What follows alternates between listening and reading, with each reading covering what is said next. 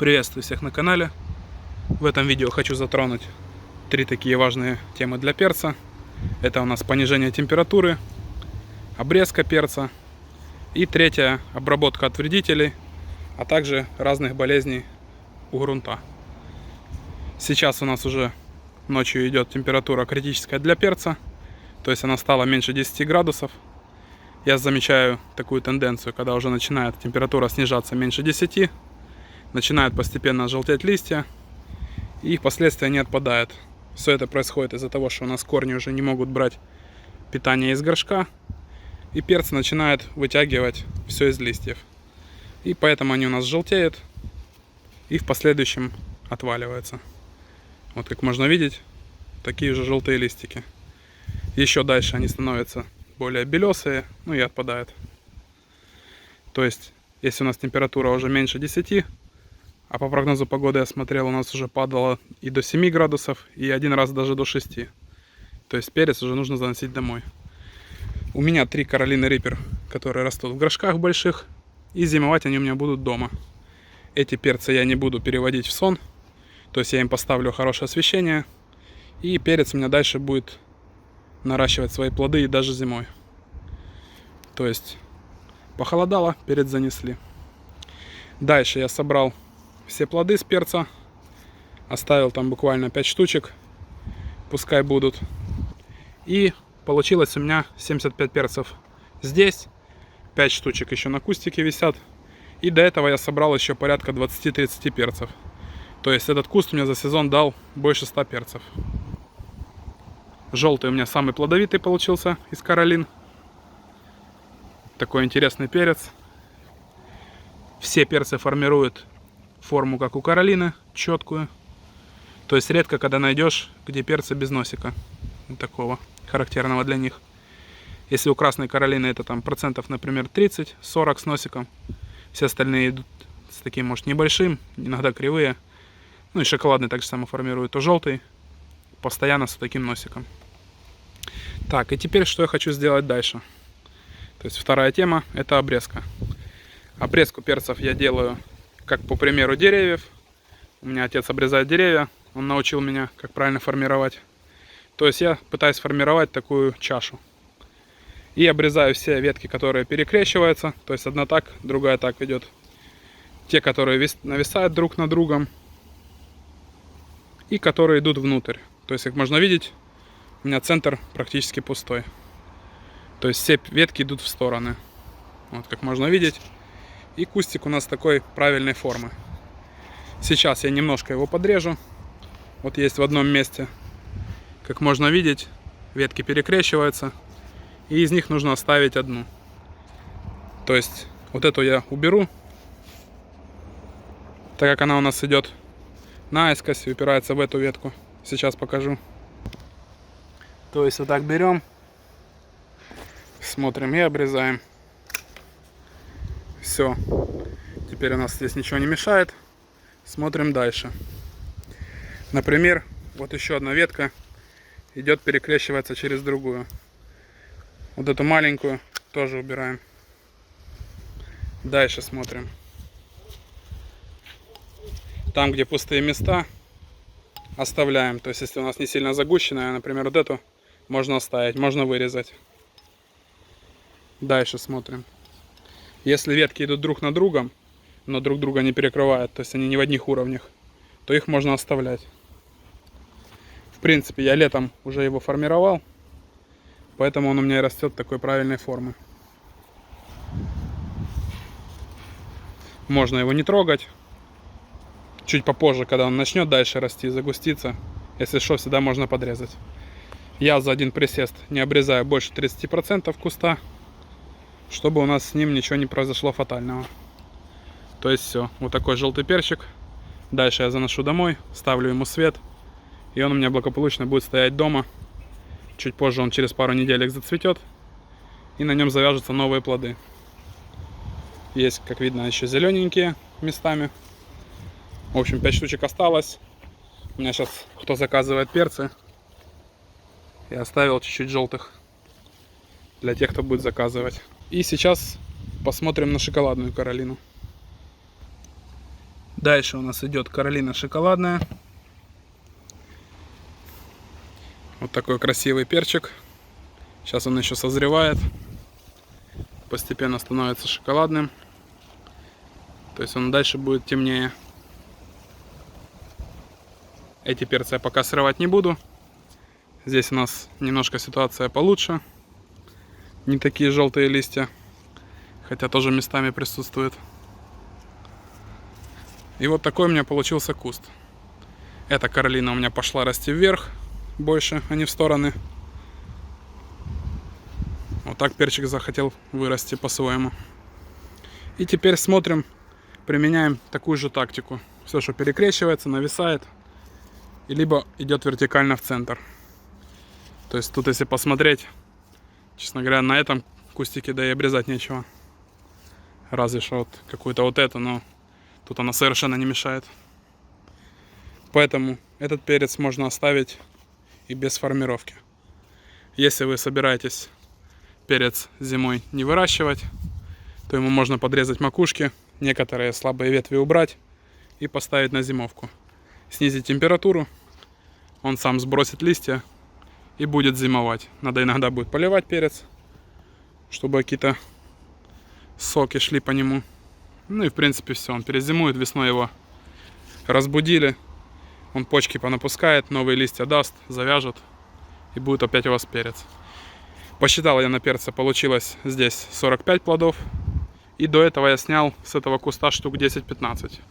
То есть этот перчик менее плодовитый, чем желтый.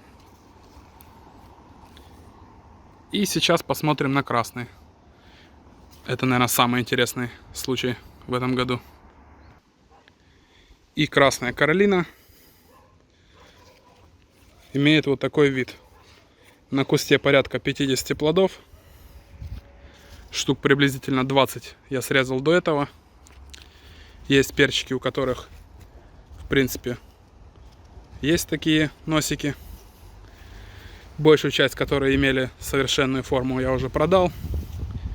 Кому интересно они были. И сейчас остались уже у меня вот с вот таким носиком перца. Здесь почему самый интересный случай у меня. Вот как видно, рос куст. Приблизительно как и желтый формировал. И потом среди лета он выстрелил новый пагон, новую ветвь. И как можно видеть, у нас сформировался как будто второй ярус. И вот в данном случае что можно сделать? Или эту ветвь удалить полностью. Тогда, как можно видеть, у нас останется вот такой кустик. То есть эту ветку немножко подвязать, она займет это место. И у него будет более правильная форма. Или оставить, например, эту ветвь и сформировать перец в два яруса. То есть подрезать эти кончики, а этот, наоборот, сформировать выше. Вот я смотрю и думаю на него. Мне, конечно, больше нравится классический вариант. И, скорее всего, я ее уберу. Также хотел попробовать повесить сюда бутылку, посмотреть, укоренится этот перец или нет. То есть я, например, на винограде мы часто используем воздушную отводку. Сюда вешается бутылка с землей, надрезается кора, сюда у нас вырастает в землю корни. И дальше можно от материнского куста обрезать и посадить уже в горшок. И смотрите, какой у нас получится уже перец. То есть у нас будет низкий штамп. Вот здесь уже будут эти корни. И будет вот такой разветвленный перец. И мы сэкономим примерно пару месяцев точно. Думаю, даже больше. То есть у нас уже будет цвести, как говорится, и пахнуть. Ну и вот так получится, что мы поформируем немножко красный перчик. И последнее, что я хотел обсудить, это обработка перцев перед тем, как занести их домой. На этих кустиках у меня тли нету, но на всех остальных у меня резко напала тля на перца. Так как у нас уже все остальное, что растет в огороде, засыхает, тля находит то, что еще растет, и питает соки со всех остальных культур. То есть я перед тем, как занести домой, обработаю перец фитовермом. Потом он 2 дня постоит у меня еще на карантине. И дальше еще обработаю фитоспорином грунт. То есть, чтобы не занести домой всякую заразу. Фитоверм буду использовать как для трипса. Это у нас будет самый насыщенный раствор. Чтобы все, что у нас живет на перце, 100% погибло. В чем плюс фитоверма? Это то, что через уже сутки можно будет срывать, в принципе, плоды и дальше их употреблять. То есть, если использовать, например, какие-то амплиго или системные препараты, то там 3 или 4 недели нельзя будет этот перец кушать. Что, в принципе, для меня не подходит. Поэтому фитовермом я брызну. И перец уже будет подготовлен к зимовке. Ну вот, в принципе, и все, что я хотел обсудить. Перед тем, как занести перчики домой. Сейчас еще пойду вам покажу перцы, которые у меня растут в огороде. Каролина. Там отдельная история. Перец, который растет в огороде, выгодно отличается от тех, которые растут в горшках. Но они вот такие огромные. Тут перцы раза в 1,5, некоторые в 2 раза больше. И форма здесь поинтереснее. Вот такая корона растет. Они вот такие бугристые. То есть они сильно бугристые, как можно видеть. Но есть один существенный минус. Это то, что здесь половина перцев зеленые.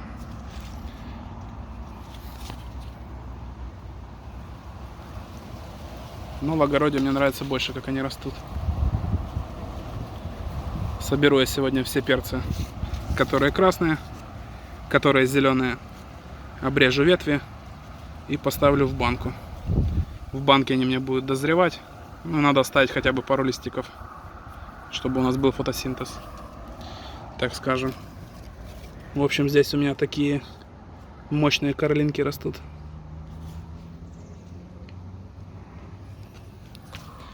Также еще стоит ямайский колокольчик.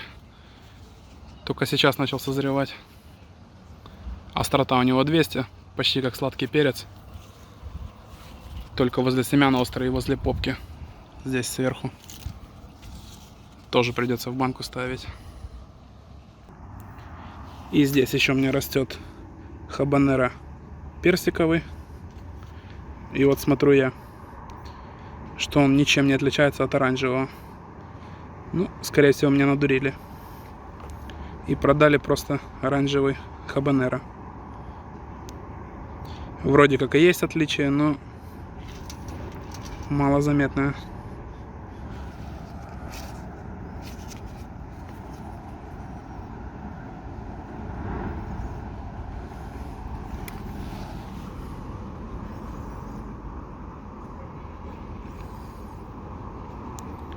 Чуть позже еще посмотрю. Может быть, цвет поменяется немного. Просто у хабанеро должен быть понасыщеннее. А этот так и остается. Такой слегка желтоватый. Немножко другая у него форма. Такой как будто приплюснутый. То у хабанеро вот такая вот. Приблизительно у всех. А у этих вот такая длинная. Ну, в общем, на этом у меня и все. Всем, кому было интересно, вы знаете, что делать. До свидания и всего доброго.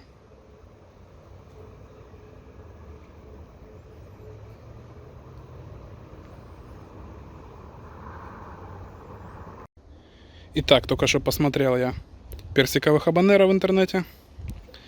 И у него действительно совершенно не персиковый цвет. Он просто слегка такой более желтый, чем оранжевый. Ну, в принципе, так и есть. Оранжевый более оранжевый. Поэтому, возможно, все-таки это у нас персиковый хабанеро и есть. Чуть позже они у меня полежат. Будут дозариваться, я посмотрю. Но форма немного отличается. То есть хабанерики, они все идут вот такой формы.